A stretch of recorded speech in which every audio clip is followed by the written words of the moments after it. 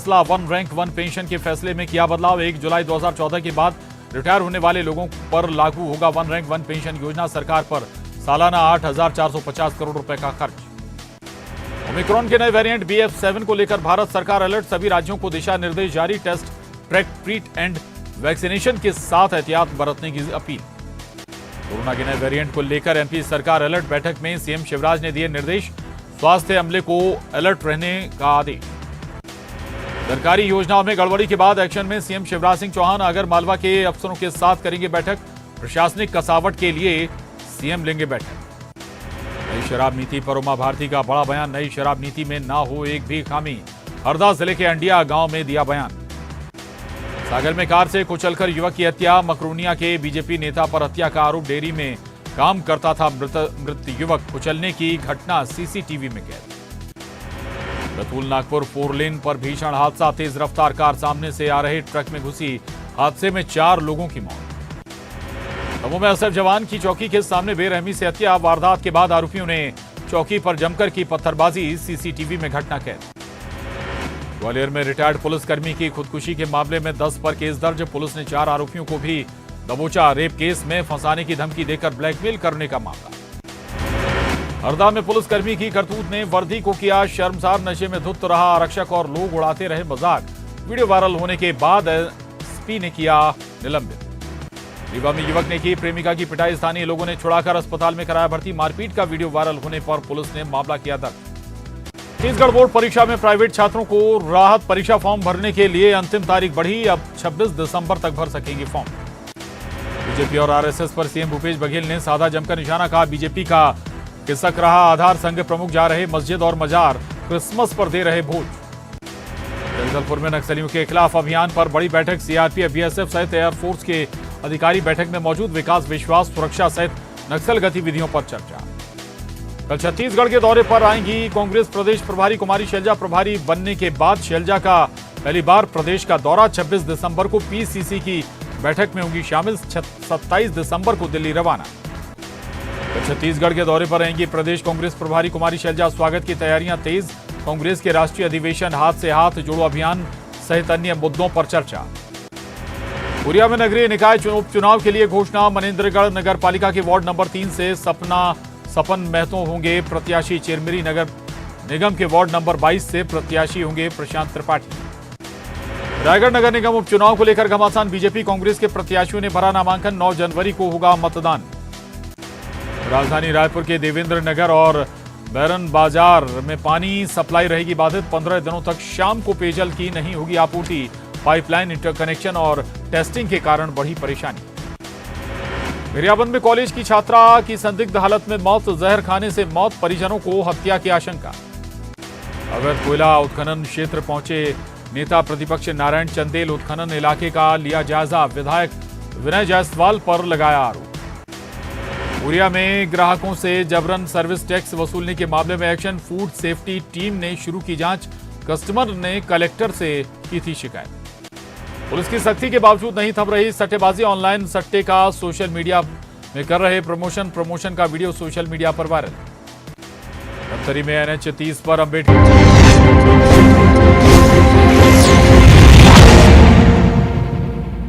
Welcome back viewers, आप देख रहे हैं जनता जनार्दन और देश के युवाओं के बीच से ये बड़ा कार्यक्रम, ये देश है हमारा। जुनैद हैरिस, मेरा सवाल यह है कि देश के माहौल में खराबी क्या है? क्योंकि राहुल गांधी एक बात बोल रहे हैं कि इस नफरत के माहौल में मैं मोहब्बत बांट रहा हूं। अब्दुल बारी सिद्दीकी को अपने बेटी को कहना पड़ रहा है कि आप विदेश चले जाइए, और AIMM के नेता कहते हैं कि दाढ़ी और टोपी देखकर यह सरकार फैसले लेती है। ऐसा क्यों? देश हित के लिए जब से हमारा मुल्क आजाद हुआ, धर्म के नाम पर, मजहब के हवाले से हमने राष्ट्र को सींचने की कोशिश की। मौलाना आजाद मुसलमान थे ना, जहां वक्त हो जाता था वहीं पर नमाज पढ़ते थे और फिर देश की कुर्बानी के लिए हमेशा तैयार रहते थे। ऐसे ही बड़े लोग हैं। अभी सुधांशु जी ने एक नाम लिया, उस्ताद बिस्मिल्लाह खां का नाम लिया था।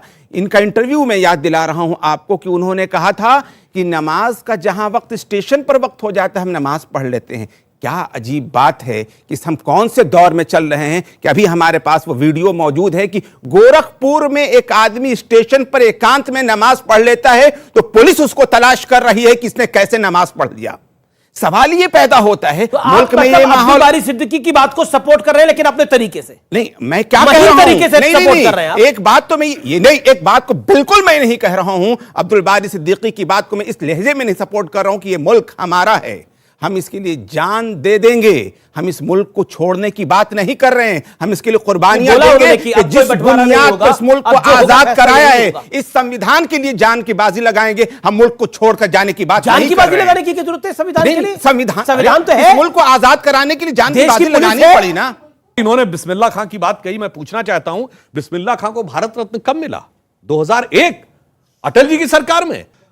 जुनैद हैरिस साहब ने उपनिषदों और वेदों को कोट किया।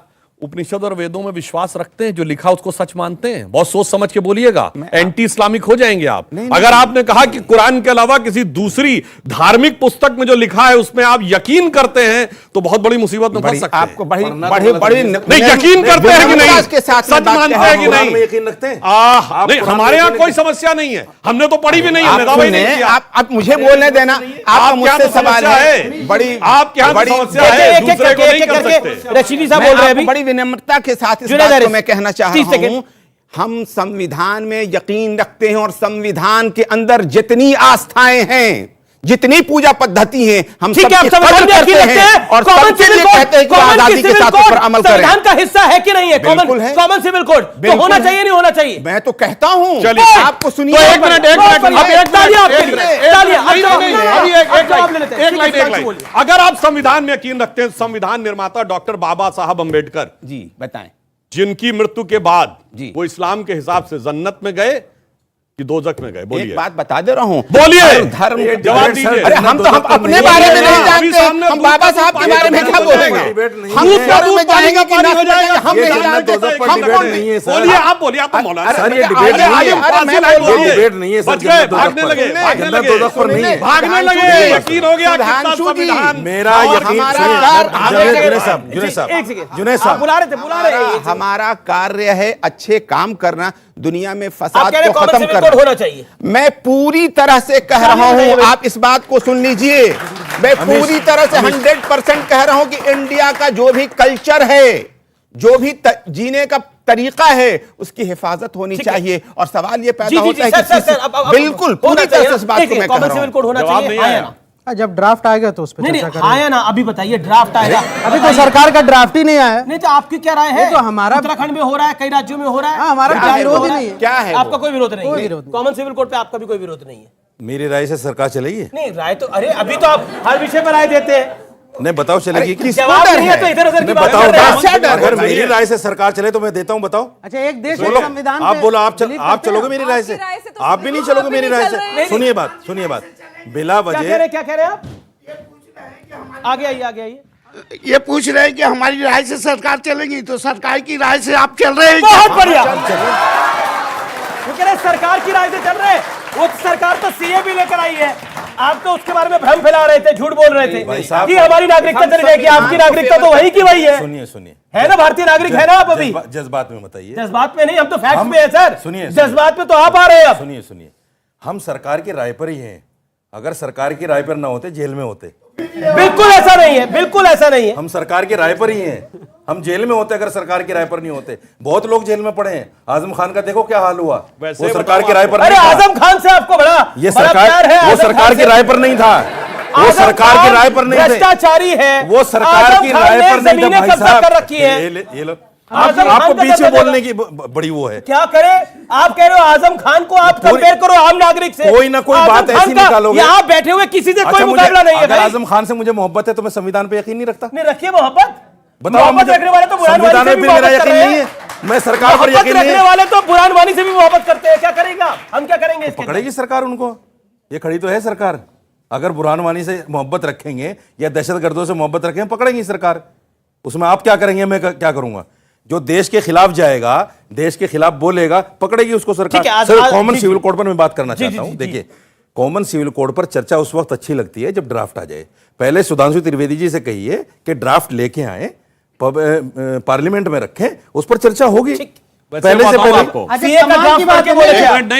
देखिए, आधा कोड तो लागू है। इन्होंने क्रिमिनल में तो कॉमन मान रखा है, क्योंकि ना चोरी करने पे हाथ कटवाने, ना दारू पीने पे कोड़े पड़वाने हैं। नहीं कटवाओ तो करवा रखा हम कहते हैं कटवाओ। सर, हम कहते हैं चोरी पे कटवाओ। एक मिनट, हमारी राय है कि चोरी पर सिविल में भी आधा मान रखा है। देखिए, सिविल में अब ये कहेंगे वो क्रिमिनल है, चलिए सिविल में तो ये बताइए, पैसे पे ब्याज लेना इस्लाम के अनुसार अधार्मिक है कि नहीं? फिर काहे बैंक से पैसे ब्याज लेते, वापस कर दो। हम नहीं लेते, वापस करते हैं। मैं नहीं लेता बिल्कुल। नहीं, आप वापस करते हैं। मैं अपनी बात तो आज कहिए कि सबको वापस करना चाहिए, मतलब बाकी ना मान रखा क्या पता शोएब भी नहीं लेते हो, पैसा नहीं लेते, क्या पता जुनैद हारिस भी नहीं लेते हो, बैंक से नहीं लेते हैं, पूछिए वापस करते हैं। इनसे। आज नहीं लेता, मैं लेता ही नहीं भाई।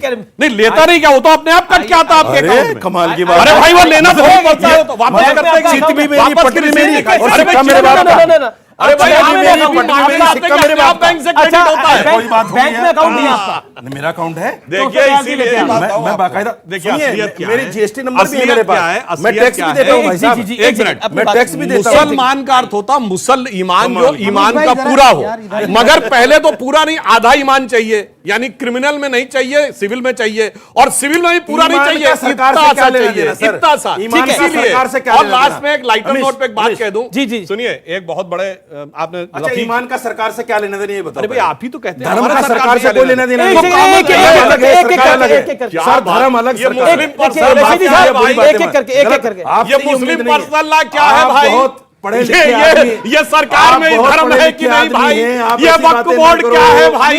ऐसी ये बातें मौलवियों ना को करो सैलरी आप। क्या है भाई? ये क्या है? बताइए। इसलिए मैं कह रहा हूं। ईमान अलग चीज अच्छा, है, लाइटर नोट पे आप एक बात कर रहे थे, लाइटर नोट पे। देखिए ऐसा है, एक बहुत बड़े शायर हुए हैं रफीक शदानी, वो मतलब फैजाबाद के थे, उस समय नाम फैजाबाद था, आज अयोध्या है।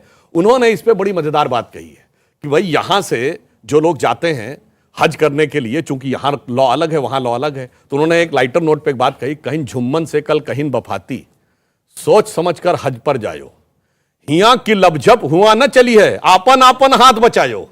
क्योंकि ये रहता ना, हाथ से उठा को धर लिया तो हाथ भारी पड़ जाएगा, ये उन्होंने कहने का बिल्कुल सही बात है। अच्छा ठीक है, हम ये कहते हैं आप यहाँ भी लागू कर दो, मैं आपको चोरी नहीं मौका होगी। दूंगा। ओके ओके, मैं एक बात कहना चाहता हूं अमीश, मैं अभी भी वहीं। ये क्यों हम 2014 से तो ये झूठ और भ्रम का बेशरम रंग शुरू हुआ, जिसके अंदर कहा गया कि ये जो शासन है ये अकलियतों के खिलाफ है, वो अभी तक जारी है।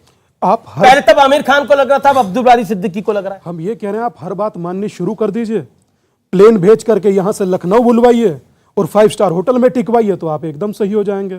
और अगर आप नहीं कर पा रहे हैं तो फिर आप कहीं ना कहीं तो खराब हैं। मगर मैं अपनी बात कहूं, मैं अपनी बात कहना चाहता हूं, मैं अभी भी वही हूं जहां शोएब भाई ने कही थी। जब यहां से लेकर समूचे अरब में, मेरी रिक्वेस्ट है कि सर मुझे टाइम दीजिएगा, यहां से लेकर समूचे अरब तक मुस्लिम मतलब मुस्लिम, बात खत्म। समूचे यूरोप में क्रिश्चियन मतलब क्रिश्चियन, बात खत्म। तो हिंदुस्तान में हिंदू क्यों नहीं हो सकता? मेरा मानना यह है। पर वो तो कम्युनल बात है। नहीं, वो कम्युनल इनके कहने से नहीं होगी। सुधांशु भाई ने बहुत अच्छी बात कही, मुझे सर बोलने दीजिए। बोली। सुधांशु भाई ने बहुत अच्छी बात कही। आप लोग जब आंकड़े दिखाते हैं तो आप कहते हैं कि मुस्लिम बहुल्य, मगर जब आप हिंदू एरिया दिखाते हैं उसमें ठाकुर इतने, जाट इतने, गुजर इतने, यादव इतने, ब्राह्मण इतने। क्यों सर? हमें हिंदू रहने दीजिए। और जब हम हिंदू हैं तभी हम केंद्र बिंदु हैं, और सबसे पहले राष्ट्र, बाद में कास्ट। जी जी, पहले राष्ट्र फिर कास्ट। शोएब भाई इंतजार करें। शोएब भाई फिर सवाल आपके। नहीं, मैं उनका जवाब देना चाहूँगा, क्योंकि कॉन्फिडेंस पे बात हुई कि माइनॉरिटी का कॉन्फिडेंस। देखिए, मैं यूनाइटेड स्टेट्स में था पढ़ाई के लिए, मुझे वहाँ भी सोच थी कि भारत में इसी मिट्टी में रहेंगे, चाहे रूखी सूटी खा लें। हम आए। अब सवाल ये होता है कि कॉन्फिडेंस के लिए हमने पिछले दिनों जो है दानिश आजाद अंसारी, जो उत्तर प्रदेश के माइनॉरिटी मिनिस्टर, उनसे मुलाकात की। हमने कहा आप मदरसा सर्वे की बात हो रही है, आप जो है वक्फ बोर्ड सर्वे की बात कीजिए, मुझे ये बताइए कि आपने माइनॉरिटीज के लिए जो आप वादे कर रहे हैं, आपको ऐसा नहीं लगता है कि आपकी पार्टी के नेता उलूल जुलूल बयान देकर के इस पे पलीता लगाते? जब आप कहते हैं शमशान कब्रिस्तान, जब आप कहते हैं कि मदरसे आतंक का अड्डा, जब आप कहते हैं कि इसका कौन सा कपड़ा पहना है, इसका रंग देखो, तो आप पलीता लगा रहे हैं। तो कॉन्फिडेंस यहां लूज होता है। सबसे बड़ा सवाल ये। दूसरी बात ये, इस बात को आपको समझना पड़ेगा, इन्होंने यूसीसी की बात की, मैं बस 30 सेकंड में कंप्लीट कर रहा हूं। यूसीसी की बात हम तो कह रहे लाइए, कौन बात कर रहा है? इन्हीं की भारतीय जनता पार्टी के सांसद हैं। 2-2 पत्नियों को एक साथ जो है ना सामने करवा चौथ का आपने देखा होगा तस्वीर, वो यूसीसी की बात कर रहे हैं। जो इनके सांसद 4 बच्चों के पिता है, वो population bill pay private member जो है वो लेकर के आ रहे हैं, प्राइवेट बिल। अब सवाल ये उठता है कि भाई यहां से आपको क्या यूसीसी सिर्फ पॉलीगेमी और पॉलीएंड्री पर केंद्रित होगा या तमाम? जी, सवाल पब्लिक के सवाल लेता हूं, और लेकिन एक हार्ड फैक्ट बताना इस समय जरूरी है, क्योंकि कॉन्फिडेंस की बात करी गई है, क्योंकि लगातार कॉन्फिडेंस की बात करी गई है, तो कॉन्फिडेंस की बात करनी बड़ी जरूरी है। All audios down. जी, आपने अपनी बात वक्तव्य को रख लिया। All audios down. अब बात है सबसे बड़े फैक्ट की, एक हार्ड फैक्ट की, और वो हार्ड फैक्ट ये है कि यूपी के संबल की एक बड़ी खबर मैं आपको बताता हूं, और ये बहुत प्रमाणिक तौर पे मैं बता रहा हूं। मुस्लिम महिला को एक इंसाफ मिला वहां पर, और महिला 3 तलाक, हलाला और रेप से पीड़ित थी। 2018 में, नोट करिए इस बात को, 2018 में पति ने महिला को तलाक दिया, ससुर ने हलाला किया। इस दौरान उसके पति ने भी उसके साथ रेप किया, और वो फिर गर्भ से हुई, और फिर 5 साल बाद, 5 साल उसने कोर्ट में केस लड़ा, और उस कोर्ट के आदेश के बाद पति को गिरफ्तार किया गया।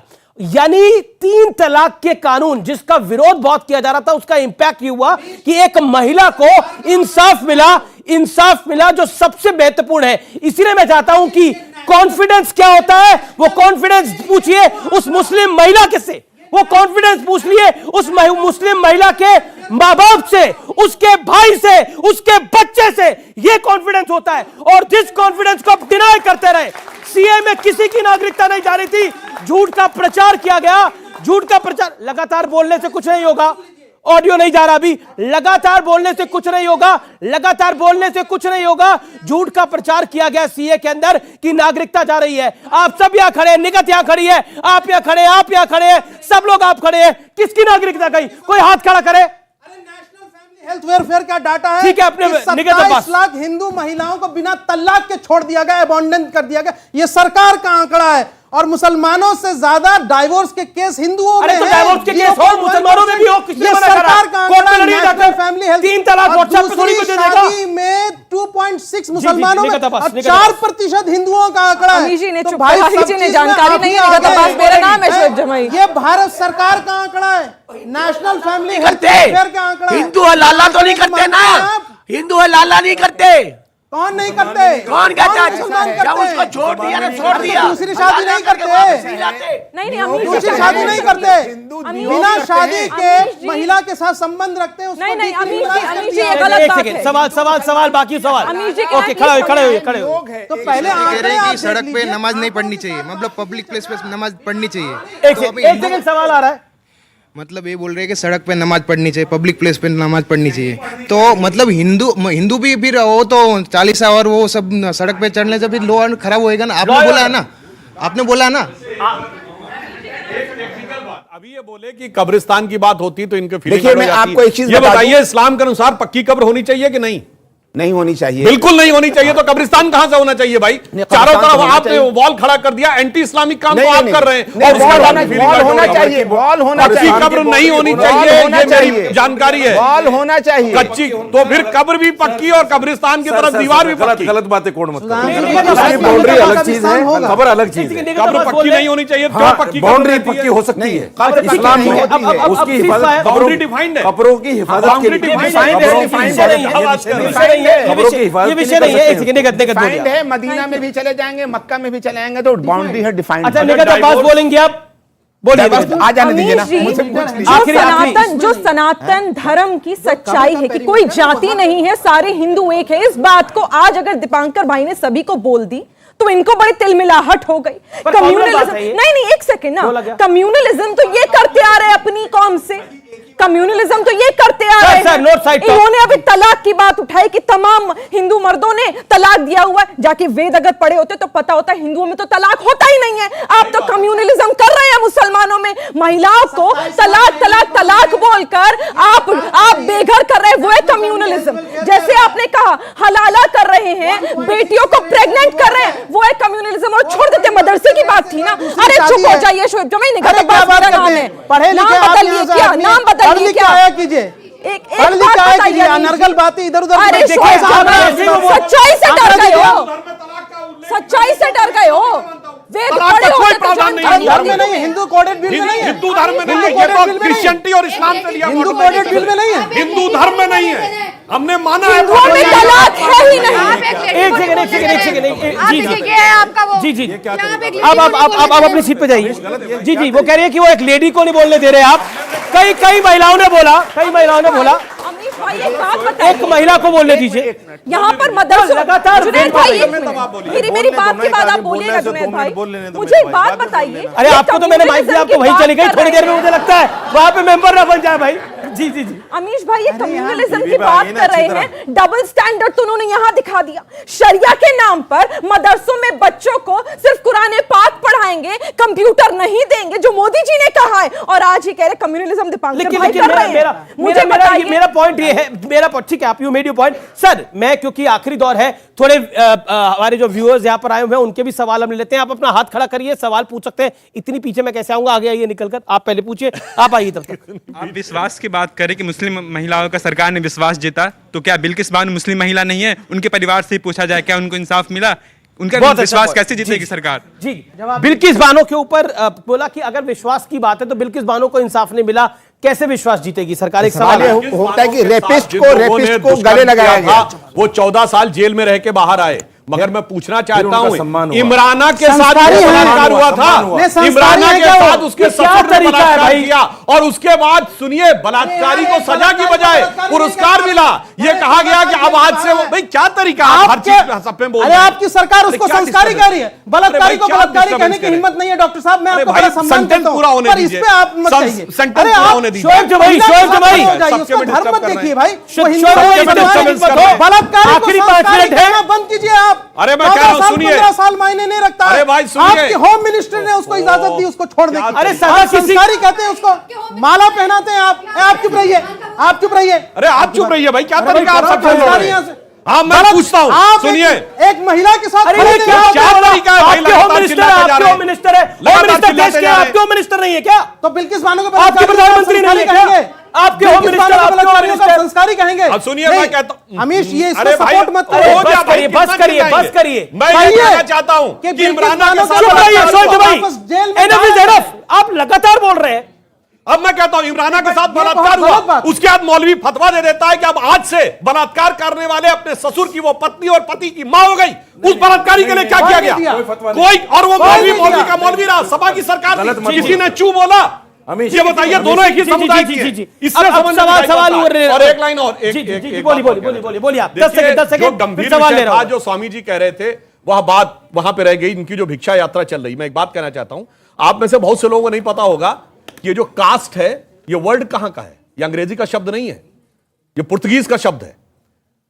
और कास्ट में हिंदू समाज को कब बांटा गया? आज कहते हैं ना 5000 जातियां हैं। मैं चुनौती से पूछता हूं, कोई हिंदू धर्म ने बताइए इसमें 5000 जातियां लिखी हूं।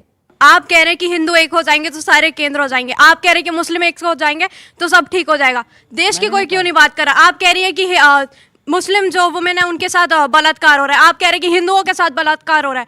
सेफ कहाँ है हम? कहा जो बिल्कुल सही सवाल है, बिल्कुल सही सवाल। जी स्वामी दीपांकर बोलिए। जी दीपांकर जी, मैं जवाब देना चाहता हूं।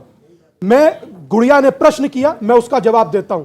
मैं बिल्कुल ये नहीं कह रहा हूं कि एक होने का अर्थ किसी के विरोध में है। मैं एक होने के अर्थ से ए मिशन टू यूनाइट सनातन ये कहना चाहता हूं। और मेरा भिक्षा मांगना अधिक, मुझे बोलने दीजिए रशीदी साहब, फिर आप बोलिएगा।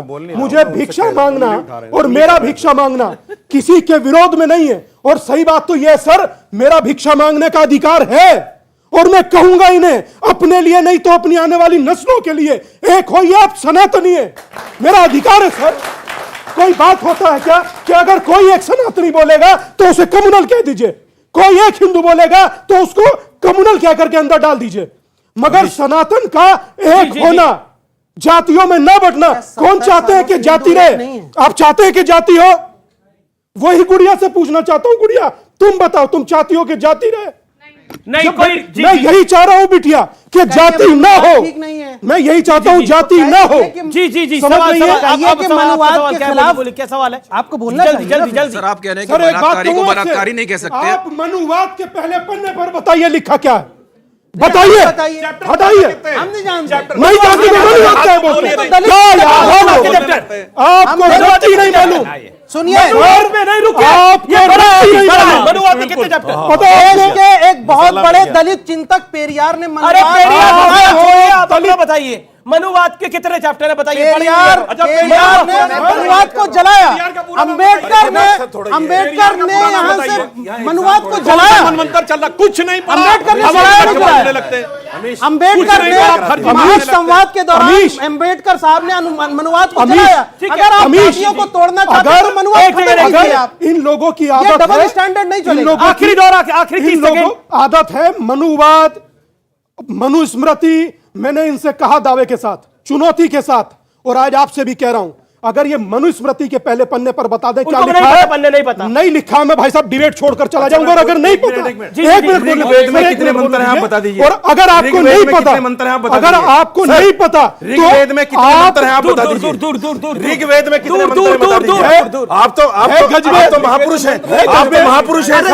कितने मंत्र? सर ऋचाएं होती हैं सर। चलिए ऋचाएं बता दीजिए, चलिए ऋचाएं बता दीजिए, कितनी ऋचाएं? जब आप महात्मा हो बता रहे हैं ऋग्वेद में क्या है, एक बात अनुवाद में कहां से बता देंगे भाई? सर आपको ऋग्वेद का पता नहीं महात्मा होकर है कि बिना वजह बोलते हैं, भ्रम का बेशरम रंग बिना है। वजह बोलते हैं। इसे मनुवाद में क्या लिखा है, मनुवाद में क्या लिखा है? ऋग्वेद का पता नहीं, मनुवाद में क्या लिखा है? Last word 5 second. यजुर्वेद में बता दीजिए। ऋग्वेद में मंत्र नहीं होते, ऋग्वेद में मंत्र नहीं होते। Control party audios down, PCR all audios down. 5 second. Swami ji ने जो सनातन एकता की बात कही, उस एकता में किसी के प्रति कोई विद्वेष का भाव नहीं है। इसीलिए किसी हिंदू धर्म में कोई कन्वर्जन का कॉन्सेप्ट नहीं है। हिंदू धर्म में कहीं पर जदिया या जिम्मी जैसा कोई कॉन्सेप्ट नहीं है। सबके कल्याण की बात है। अमीश अगर अच्छा चलिए बोलने दीजिए। इसने रशीदी जी ने वेद की ऋचाओं के बारे में कहा। पहले मंत्र पूछ रहे थे, मंत्र नहीं ऋचाएं 16,108 होती है। सुनिए, अब आप बताइए कि मनुस्मृति के पहले पन्ने पर क्या लिखा है? समझ रहे? अरे सर आप गलत हो, आप बता दीजिए। सही जनता जनार्दन तय करेगी। फिलहाल समय इतना ही है, फिलहाल इस कार्यक्रम में इतना ही। लेकिन राजनीति में बेशरम रंग हमने देखा है, लेकिन झूठ और भ्रम में भी हमने बेशरम रंग देखा है। फिलहाल इस खास कार्यक्रम में इतना ही। नमस्कार, जय हिंद, वंदे मातरम।